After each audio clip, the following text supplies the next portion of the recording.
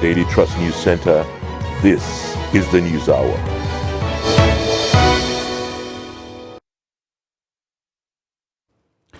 On News Hour tonight, Niger military junta orders troops on maximum alert. Bandits abduct APC chieftain in Kaduna. NCDC monitoring new COVID subvariants to start testing in 4 states across the country. And on the foreign scene, 9 killed in Indian train coach fire. Thank you very much for joining us on the News Hour. My name is Abdullahi Ahmed. We start with the latest from Niger, as the military junta has ordered its forces to go on highest alert, citing an increase in the threat of an attack on Niger Republic, according to an internal document issued by its defense chief on Friday and confirmed by a security source in the country.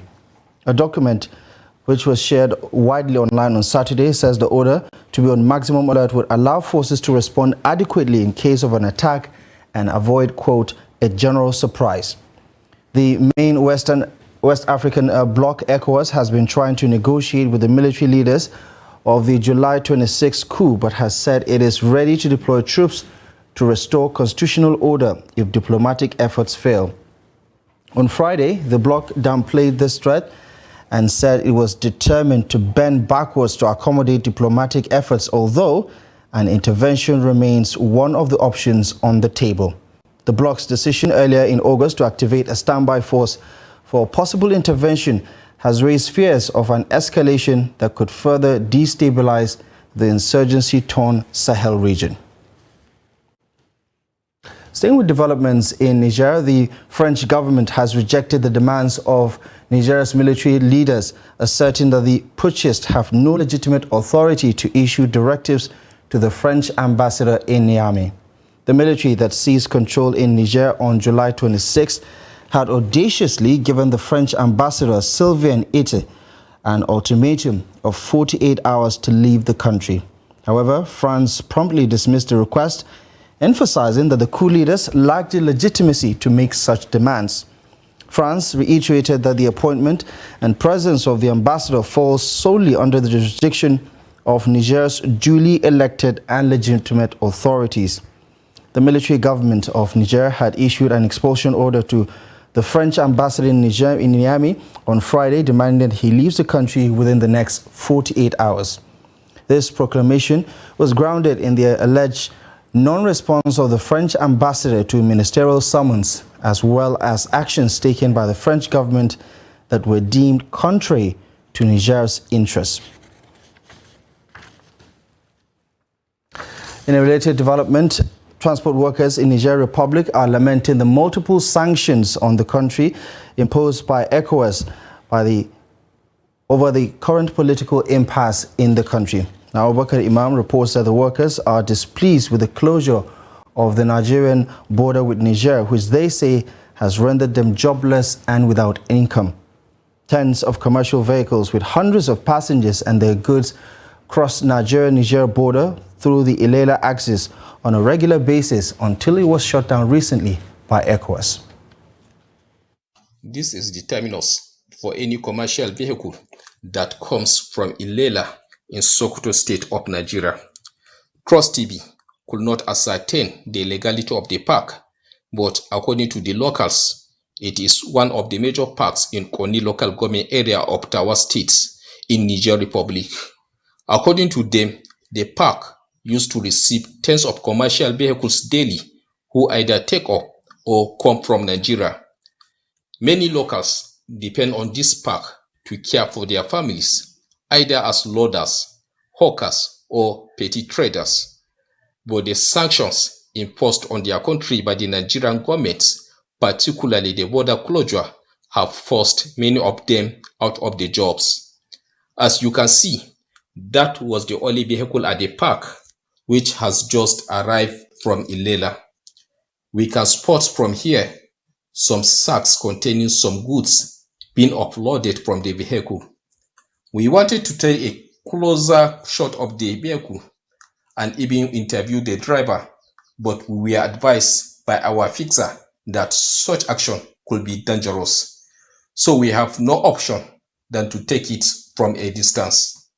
Rabi Musa, who is fondly called OC by his colleagues, described their plight as pathetic and appealed for a quick and peaceful resolution of the impasse so that they could all go back to their jobs. The closure of our border by the Nigerian government is hitting hard on us. We are just struggling to survive. Before, over 20 vehicles take off from here to Nigeria every day, but we hardly dispatch 5 now because of the border closure. This is seriously affecting us because this is where we eat, drink, and even provide for our families. We want the problem resolved in earnest. We can't continue this way. However, the chairman of Commercial Motorcycle Association in Konni, Niger Republic, Sanusi Ahmad, says only God can separate them from the people of Nigeria because there's a strong relationship bond between them. Nigeria da koyo shi ina cikin ta. To a ini ma ina iya shigan nan biyu uku. No amount of military operatives at the border will prevent the people of the two countries from visiting one another because of our strong bonds. Apart from being neighbors, we have marital relationship. We have sisters who are married in Nigeria, and there are Nigerians who are married here. And the two countries depend on one another for food and other things. Additionally, our borders with Nigeria are porous. There are over 100 ways through which one can enter into Nigeria without being traced. I personally ride into the country at least 5 times a day. We are just like brothers from the same parents. Only God can separate us. Trucks fully loaded with different kinds of goods are seen stuck at the Ilela border post, causing scarcity and increase in prices of goods in some of our local markets. From Konni in Niger Republic, Abubakar Awal Imam reporting for Trust TV. We're staying with developments regarding the political impasse and crisis in Niger Republic. We're joined now by Comrade Muhammad Anache, is the General Secretary, Association for Peace and Good Governance. He's joining us via Zoom this night from Kebbi. Comrade, thank you very much for making the time. I appreciate you for joining us on the News Hour. First of all, your thoughts on how volatile this situation is. Yesterday, the president of the ECOWAS Commission clarified that ECOWAS is not at this moment considering the military option, even though it is on the table. They are backing down because dialogue is still on the way with the military leadership. However, on the other side, you have the coupists who are making alliances with countries like Burkina Faso and Mali, and they just put their military on high alert in case of a military invasion. There's also the situation with France. What is your take with regards to the volatility of the situation? Alhamdulillah, the situation now is almost is a month now after the coup. And from all indication, the Nigerian president, who is also the ECOWAS president, is a listening president. So as people are calling on him to use dialogue instead of military action, from all indication, from what we are seeing, he is listening to the people, and actually he is responding to the yearning and the aspiration of the people, more especially we at the border communities in Kebbi and other states in Nigeria. From all indication, the ECOWAS president and the Nigerian president is trying to use dialogue. All the red alerts that the Niger military has put in place will not provoke the ECOWAS, will not provoke the president of the ECOWAS from going into the dialogue with the military junta in Nigeria. Nigeria is a democratic state, and we are right now in democracy. So we approach every problem or every situation in a democratic way, and we are happy at the border. We are very happy the way Mr. President is handling the issue. Right. If you could just give us insight into some of those situations, especially around the border. I mean, just moments ago, that report we put out about the situation with road transport workers, for instance, unable to make ends meet, unable to feed their families because the border has been shut, and it affects communities on either side of the border, on Niger and Nigerian side. And of course, as you mentioned, Kebbi also has certain territories that share a common border with Niger Republic. What can you tell us about how people are adjusting to the current situation? And so people are adjusting to the current, even though the adjustment is compulsory since it is temporary. And the people are adjusting, praying for the peaceful resolution of the issue, because it is affecting both sides, both the Niger side and the Nigerian side. We are all feeling the impact, the serious problems of this border closure. You know, after the Buhari administration, we are happy when Mr. Tinubu took over, he just opened the borders. But unfortunately, this coup has taken place in Niger, which has made the borders to be closed back again. So we are happy at first, and now we are back to the situation. Already we are used to the closure of the border during the Buhari regime. But the only difference in this one is that it is a situation of a war or dialogue. But the adjustment the people are making cannot be even quantified because the problems are numerous. We have a lot of problems, a lot of issues on both sides. That is why we are praying, as the president is trying to go and dialogue, we want it to end peacefully so that it will avoid the collateral damage on both sides, because we are suffering. We want to peaceful and quick resolution of this problem. And we want even the junta in Niger to back down and listen to the leaders of ECOWAS so that the African countries... Right.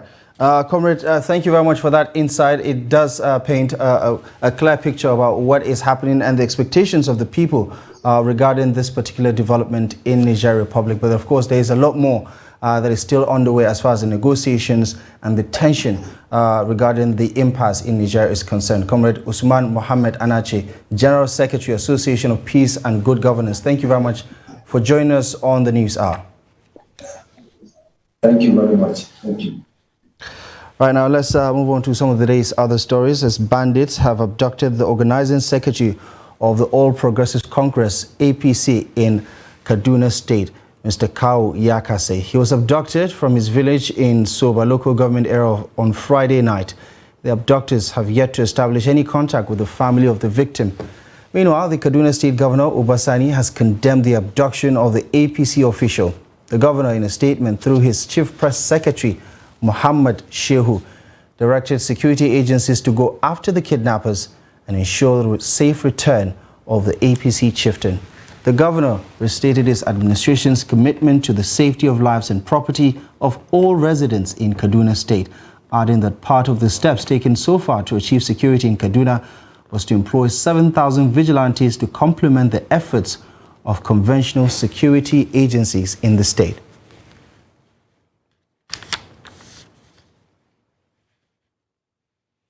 In Katsina State, the police command has foiled a kidnap attempt by bandits at Ruwan Lafia village in Kankara local government area of the state.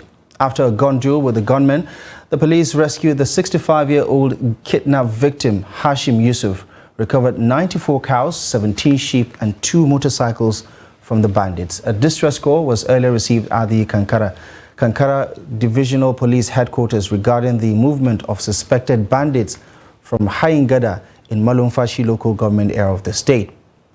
Policemen who responded to the call confronted the armed bandits attempting to flee the area with their victim.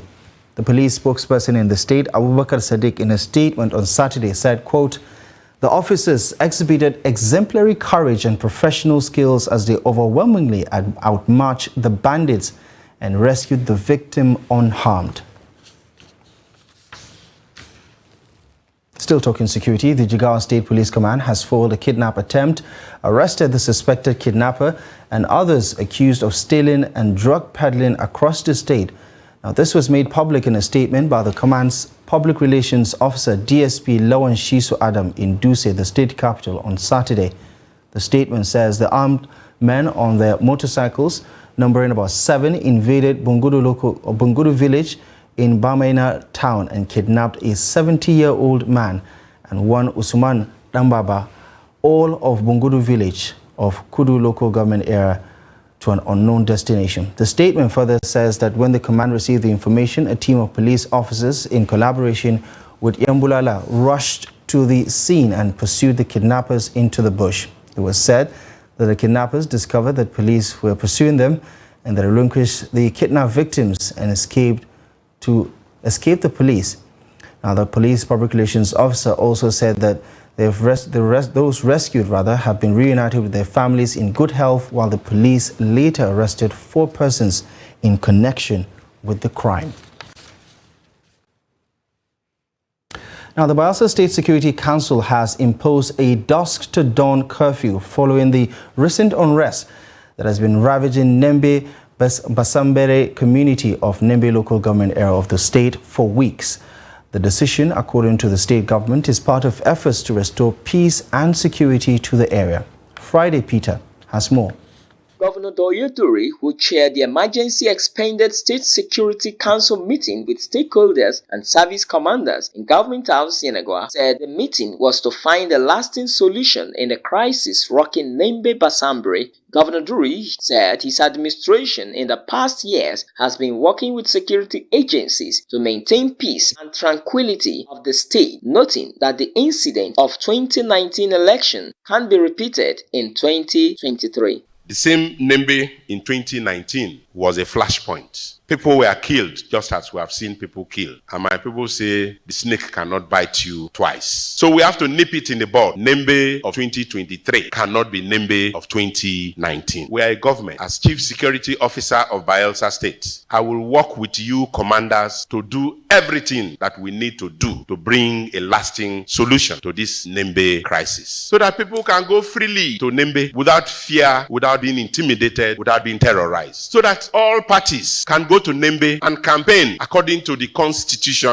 and the electoral law of the Federal Republic of Nigeria. Briefing journalists shortly after the meeting, Special Advisor to the Governor on Security, Akboibi Agberibi, retired, said the Security Council resolved to impose a dusk-to-dawn curfew in the affected community and also announced the suspension of all activities by chiefs and youth in the community. And the following resolutions were reached. A dusk-to-dawn curfew from 7 p.m. to 6 a.m. has been imposed in Nembe Basambere. This curfew is to be enforced by all the security agencies in the state. 2. All youth and chieftaincy activities in Nembe Basambere have been suspended until further notice. It was also resolved that an interim body will be set up by government to manage their affairs until further notice. Agberibi, retired, also hinted that council wants all those indicted in the Nembe Basambere crisis in the February attack to be arrested and prosecuted according to the law. The youth president, under the custody of the Department of State Services, should be further investigated and prosecuted if found wanting. All the youths arrested and handed over to the police should be timeously investigated and prosecuted if found wanting. Mr. Kojo Sam and all those mentioned in the petition by Basambere community for their involvement in the February 15th killing in Nembe Basambere should be arrested, investigated, and prosecuted if found wanting. Council also called on the Inspector General of Police to withdraw his SWAT team and allow the existing Joint Security Task Force in Nembe to take charge of the security situation there until further notice. The council resolved to ensure the security of lives and property of citizens is prioritized at all times. Friday, Ebimobowe Peter, Trust TV News, Yenagoa. Now, in other security-related news, the Defense Headquarters on Friday says troops of the armed forces have in 9 weeks neutralized 23 terrorists and arrested over 109 criminals and 5 kidnappers. It also says that 1 informant and 22 suspected oil thieves were arrested within the period across the country. The Director, Defense Media Operations, Major General Edward Buba, in a statement added that the troops also rescued 14 kidnapped hostages. Buba said 231 terrorists and their families comprising of 25 adult males, 63 females, and 143 children surrendered to the troops in northeast Nigeria. He added that the troops recovered 41 weapons and 300 assorted weapons comprising 14 AK-47 rifles, 1 AK-49 rifle, 2 AK-47 rifles loaded with 7.6mm special ammo and 1 PKT gun. Others, according to him, include 1 LMG, 2 pump action guns, 2 locally fabricated pistols, 3 locally fabricated rifles, 2 Dane guns, 1 pistol, and 2 locally made long barrel guns. He assured the troops would continue to make improvements towards ensuring safety of citizens and restoring security across the nation. This is the News Hour on Trust TV. Coming up ahead, we take a look at how Lagos Arewa youths celebrated Hausa Day 2023. More on this and many other stories coming up ahead after the break.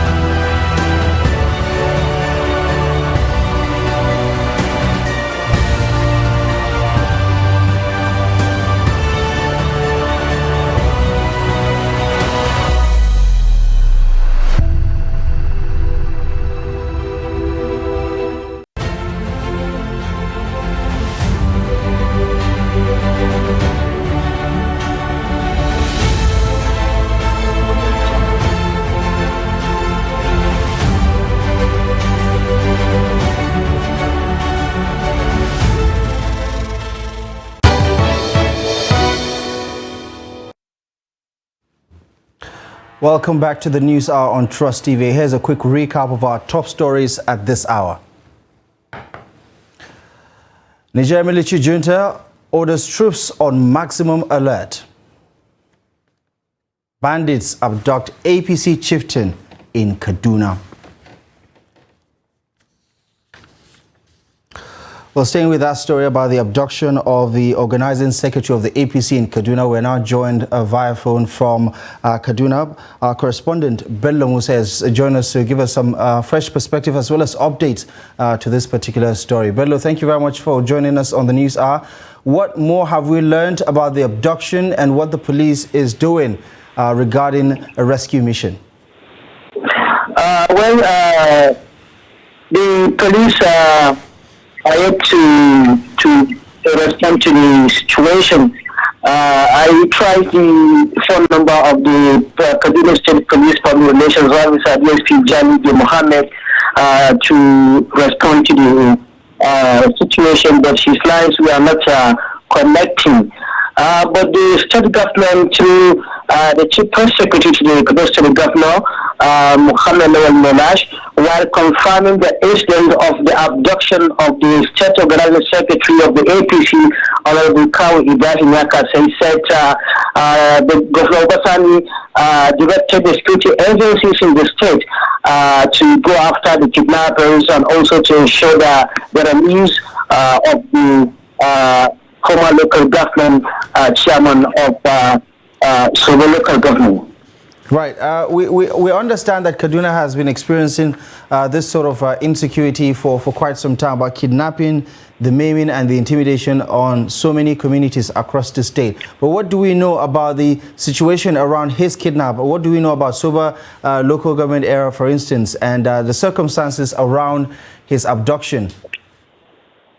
Well, even in Sobo local government, prior to the abduction of Kawu Ibrahim Yakas, the state organizing secretary of the APC, kidnappers invaded a community in the local government, Ungwantala, and kidnapped a councillor in the community. That's days ago, and also in areas of like Zaria and Igabi, there have been cases of abduction by the bandits in those areas. Right. And do we understand or do we know at the moment whether the kidnappers have made contact? Because usually the case is they ask for ransom. The reporting we had hours ago was that there was no contact yet to family members. Well, all the contacts I have spoke with this evening, they said the kidnappers are yet to reach out to the family. Right. And do we know whether this is just the regular kidnapping or political attack on the state organizing secretary of the APC? Well, nobody can say this now. Though Kawu Ibrahim Yakas is one of the most popular politicians in Soba local government and also in the northern parts of Kaduna State. He is presently the organizing secretary of the APC. Though, according to the community, when the bandits stormed the area, they specifically targeted his residence and forcefully abducted him to an unknown destination. Maybe this could be the reasons why people are like saying maybe there's a kind of political something attached to his kidnapping. Right. Okay. Bello Musa, we're going to have to leave it here. Thank you very much for joining us. And we do hope to hear from you soon about this and many other developments in Kaduna. Thank you for your time. You're welcome. Thank you. Right, now moving on to some of the day's other news. The Nigeria Center for Disease Control and Prevention, NCDC, says it is monitoring the new subvariants of the Omicron variant of SARS-CoV-2 virus named EG5 and BA2.86. In a statement on Saturday, the health agency says its COVID-19 technical working group has been monitoring emerging variants from local to global level. The agency said preventive actions such as good hand hygiene, testing, vaccination, use of masks, remain same as before. The EG5 subvariant has been reported in 51 countries, including China, the United States of America, the Republic of Korea, Japan, Canada, Australia, Singapore, the United Kingdom, France, Portugal, and Spain. EG5 causes symptoms like those seen with other COVID-19 variants, including fever, cough, shortness of breath, fatigue, muscle aches, headache, and sore throat. The NCDC said the only case of EG5 which has been seen in Africa has not been identified in Nigeria, adding that although BA2 has been previously found in Nigeria, no BA2.86 variant has been identified in the country. The Taraba State government has commenced the distribution of its palliatives to residents in the state with 3,000 bags of rice from the State Ministry of Agriculture. The state chairman of the Palliative Committee, Saleh Saad, said the distribution is a test run ahead of the main disbursement program, while dispelling rumors about the existence of another committee for palliative distribution in the state. Here's the report. In the early hours of Friday, 25th August 2023, residents in Jalingo, the Taraba state capital, started benefiting from the palliative program, which commenced with 3,000 bags of rice. According to the Taraba state chairman of the Palliatives Committee, Saleh Saad, said the pilot test by the government is to assess the performance of the committee with a view to addressing noticeable lapses for future success. A state committee comprising of about 19 to 20 people has about 8 to 9 standing committees in all the local governments to ensure transparency. It is this same committee that is being replicated to what level? 8 per ward. That same committee is being replicated up to the unit level to ensure fairness.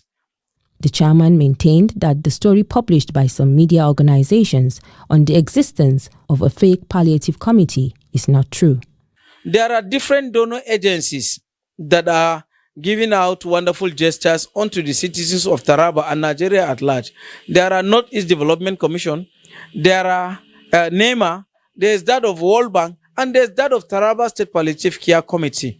So people should be able to differentiate the whole things. Checks by Trust TV shows that a registered non-governmental organization in the state that supports widows and children was wrongfully attributed with palliative distribution. The issue of associating Hele Center Foundation in collaboration with TUE Capital with this vandalistic attitude, and we are not after it.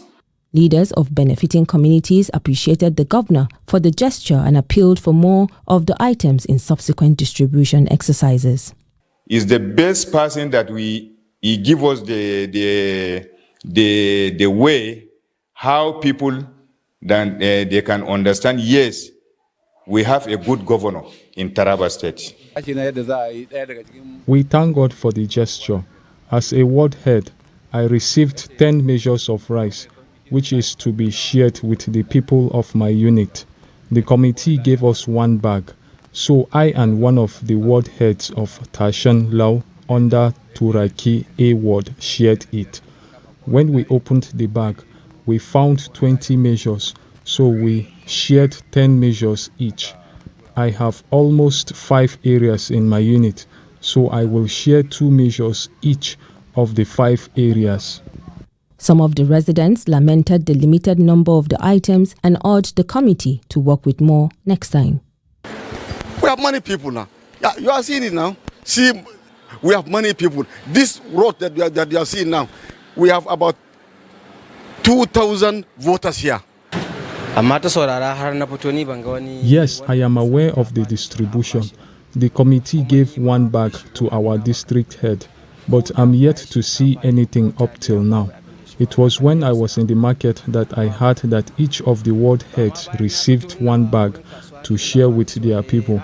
The summary of the whole thing is that the palliative is not enough for the people of the state to all benefit. Government informed everyone that they will distribute their palliatives, which they did, but it cannot be enough for everyone in the state because we have 10 wards in Jalingo and the number of bags distributed to Jalingo local government is 30 bags, and each of the ward received 3 bags, which is very small. The committee called on the public to maintain calm and patience for the main palliatives from the federal government. Now, the Northern Consensus Movement has called on the federal government of Nigeria to establish a ministry for Northern Nigeria to address the problems of victims of terrorism, banditry and other social vices affecting the region. The group made the call at a press conference in Kaduna. The report. Insecurity has been bedeviling northern Nigeria for over a decade. Communities have been displaced and many killed by bandits, Boko Haram terrorists, and other criminal elements in the region. According to the group, the activities of the criminals have brought economic backwardness to northern states with attendant setbacks in the areas of agriculture, education, and health systems. It has experienced total collapse of vibrant industrial sector, that is the north. This phenomenon is particularly aggravated by the failure of federal government to build gas pipelines to major economic centers in the north. In addition, the federal government failed to arrest the systematic vandalization of oil pipelines feeding the Kaduna refinery. Furthermore, the government decided to locate all the newly constructed terminal electric power stations outside the northern region.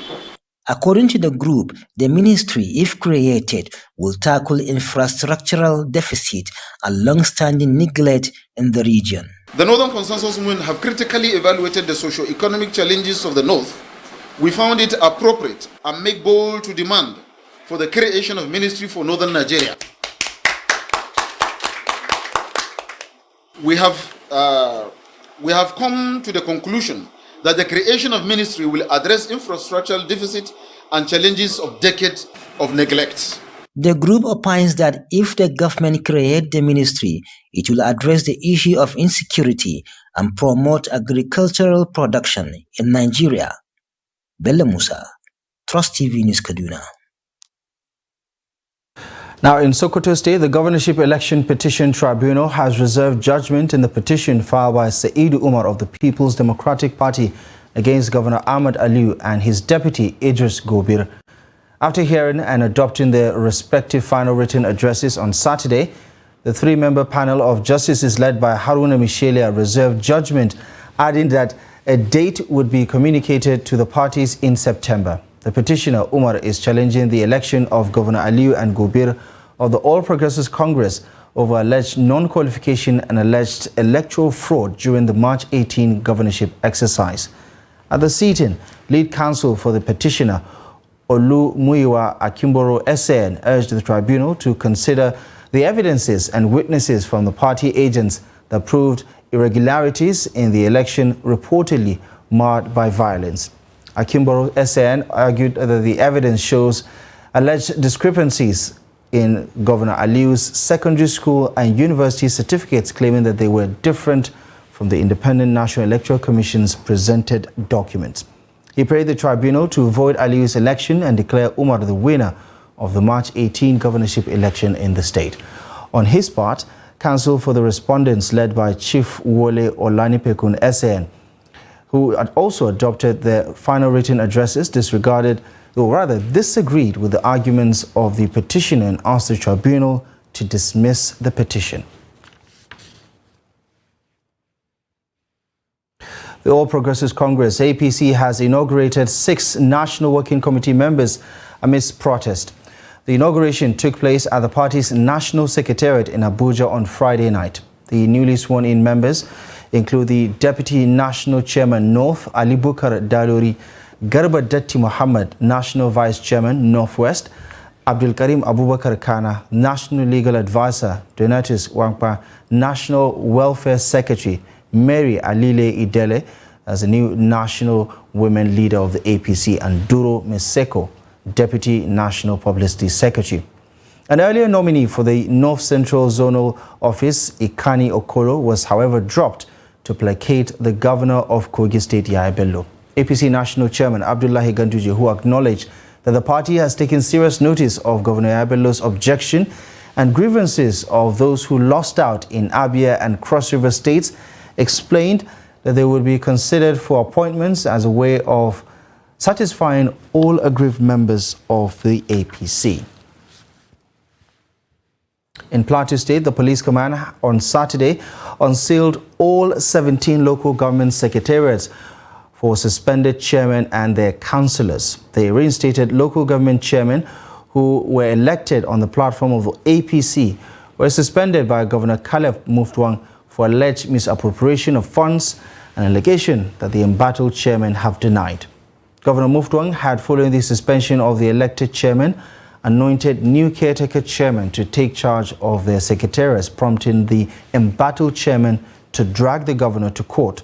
A statement by the spokesperson of the State Police Command, DSP Alabu Alfred, says only the elected chairmen were allowed to enter the offices at the various secretariats. The police, however, warned criminals and mischief makers to desist from fomenting trouble across the state, as the command would not take it lightly with them, urging for peaceful, loving people of Plateau State to remain calm and carry out their lawful businesses without fear. Elsewhere, gunmen on Friday night shot dead a police inspector who was on escort duty on the popular D-Lane part of Port Harcourt in Rivers State.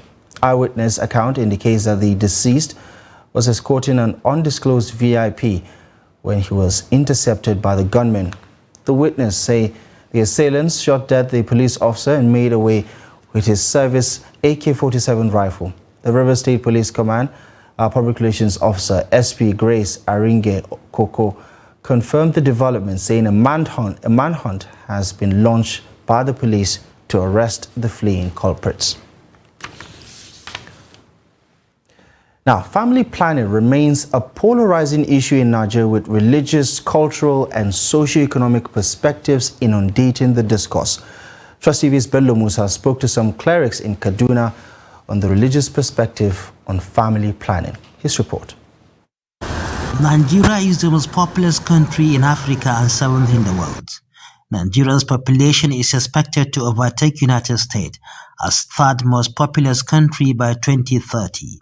However, population growth without commensurate availability of resources to cater for the people remains a concern.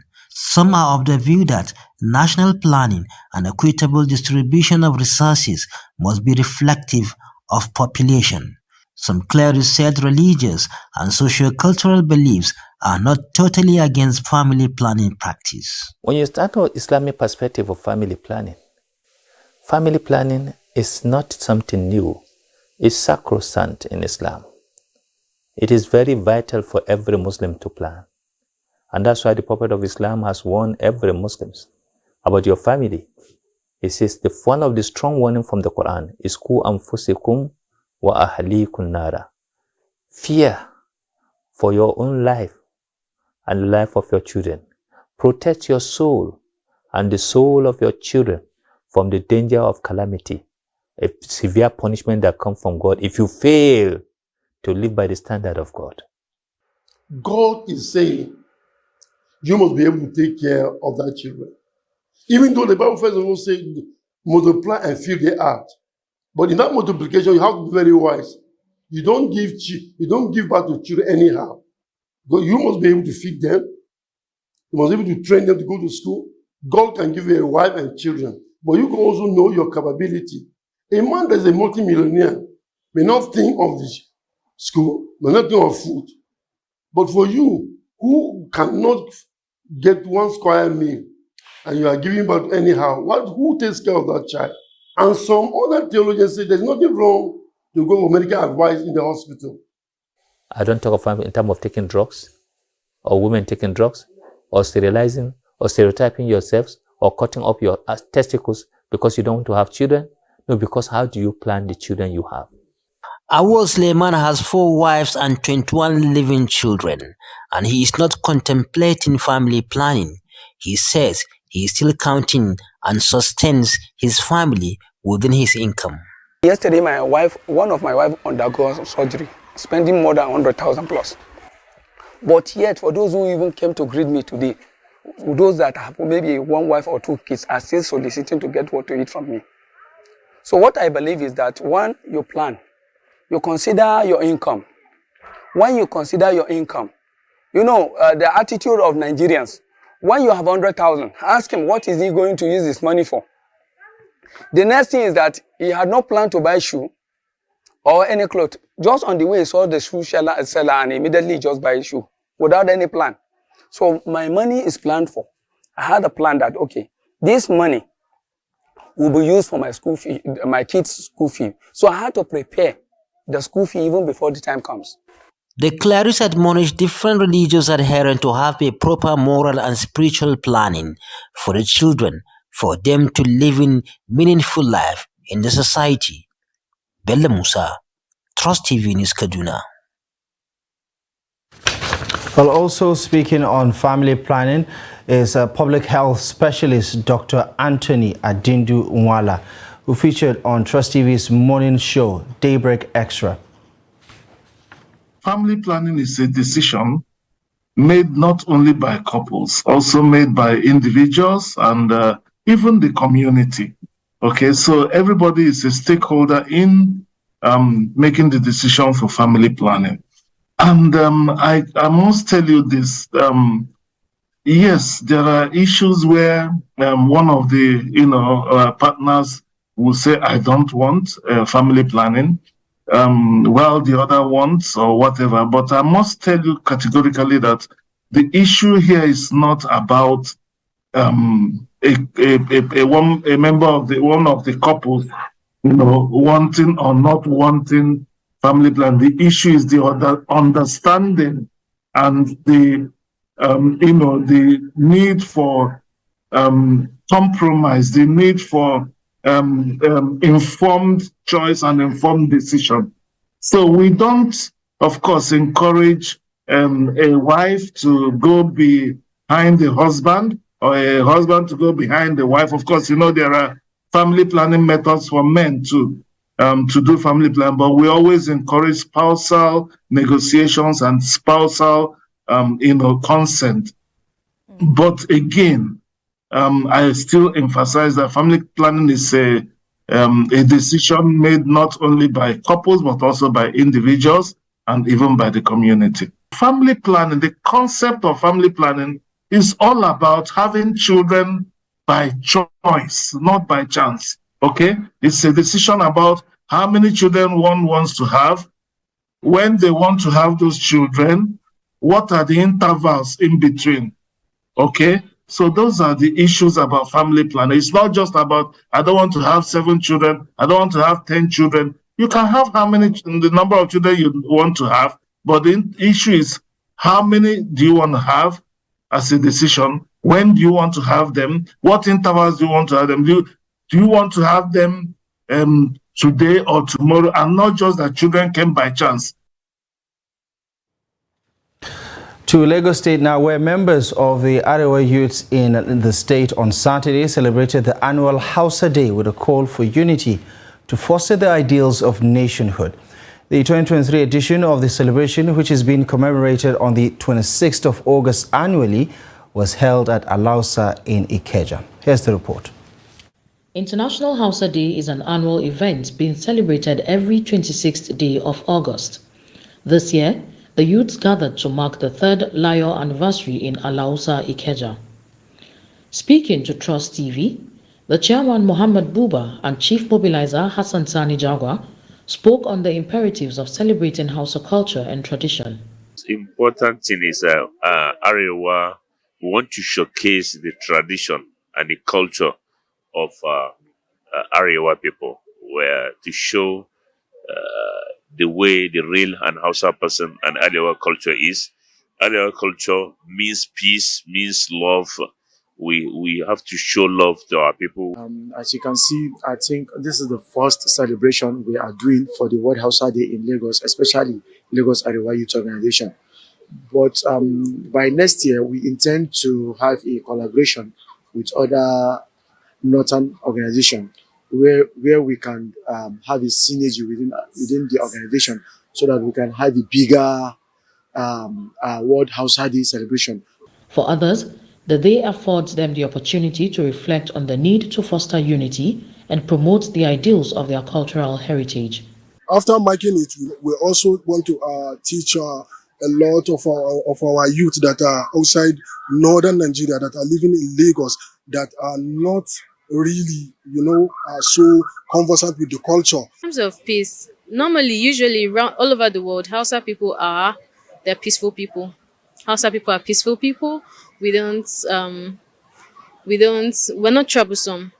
The Arewa youth, however, urged Hausas all over the world not to forget who they are, especially their culture and tradition in terms of dressing, food, and other positives of the Hausa heritage. Right, time now to bring you up to speed with the latest in business. Here's Chiamaka Nwankwo.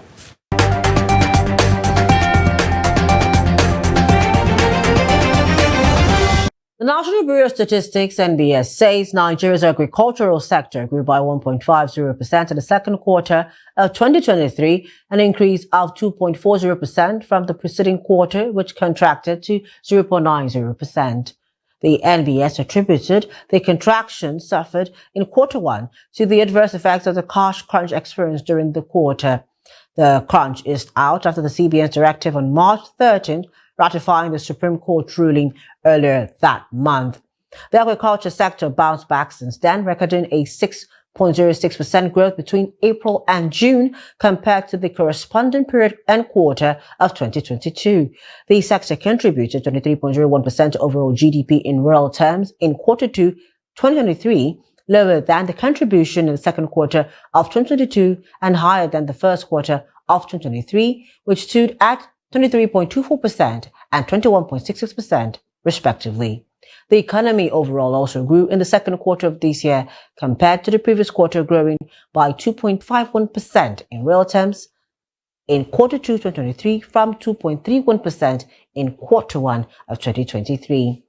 Now, a total turnover of 1.812 billion shares worth 29.299 billion naira in 31,163 deals was traded this week by investors on the floor of the exchange. The financial services industry led the activity chart, while the conglomerates industry and the consumer goods industry followed in second and third places, respectively. The NGX All-Share Index and market capitalization appreciated by 1.29% to close the week at 65,558.91 basis points and 35.881 trillion naira, respectively. 32 equities appreciated in price during the week, with 46 equities depreciating, while 77 remained unchanged. And that's it on Business News. I am Chiamaka Nwankwo.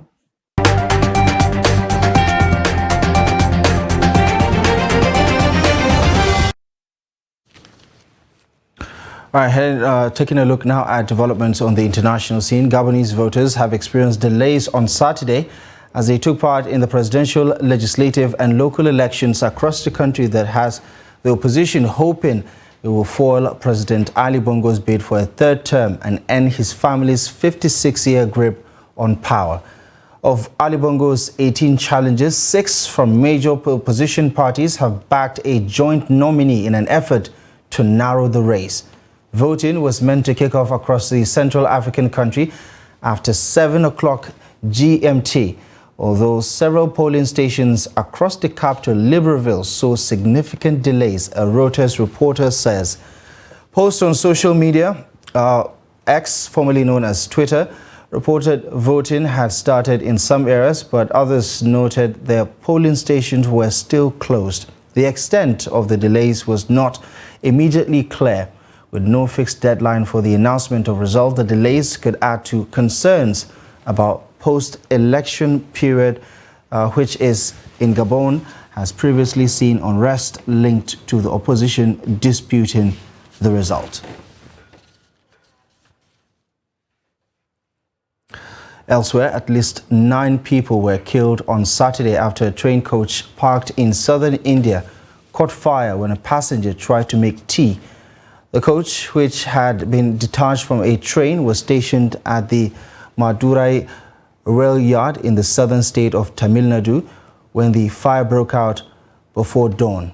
None of the bodies had been identified yet, according to officials. Footage showed huge flames leaping out of the windows of the train carriage. Some passengers managed to escape the inferno just in time. Local media reports say the passengers had illegally smuggled aboard a gas cylinder which exploded when they tried to make use of it. And in sports, Ghanaian Premier League champions Madema SC arrived in Ikenne on Saturday for their CAF Champions League clash against Remo Stars. The preliminary round, second leg of the encounter, will be held at the Remo Stars Stadium on Sunday. The players and the officials arrived at the Murtala Mohammed International Airport on Saturday afternoon. The contingent made the trip to Ikenne by road. Madema SC won the first leg 1-0 and can progress to the next round by avoiding a defeat. The game comes up at 4 p.m. on Sunday.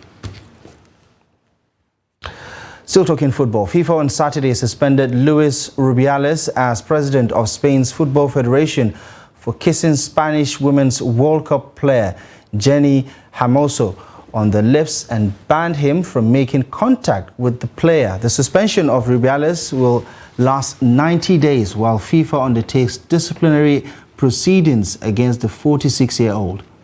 The global football body added that both Rubiales and the Spanish Football Federation are prohibited from contacting the player and those close to her. FIFA's move was the latest development in a deepening row between Rubiales and the federation and the player, as well as her Spanish teammates, which the players say has tarnished the glory of their World Cup victory in Australia. Hermoso said in a statement on Friday that Rubiales and the federation put, quote, continuous pressure on her and her family as well as friends to make her appear alongside Rubiales in a video in which he apologized for his kiss, but she declined. Hermoso, who is 33, along with 80 other Spain players, including the entire World Cup winning squad, said they were going on strike and would not play for the national team until the leadership is changed.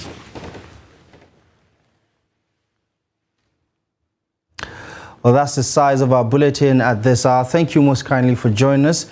We urge you as always to follow us across our social media platforms for more content and visit www.trusttv.com for more news. My name is Abdullahi Ahmed. Thank you for watching and good night.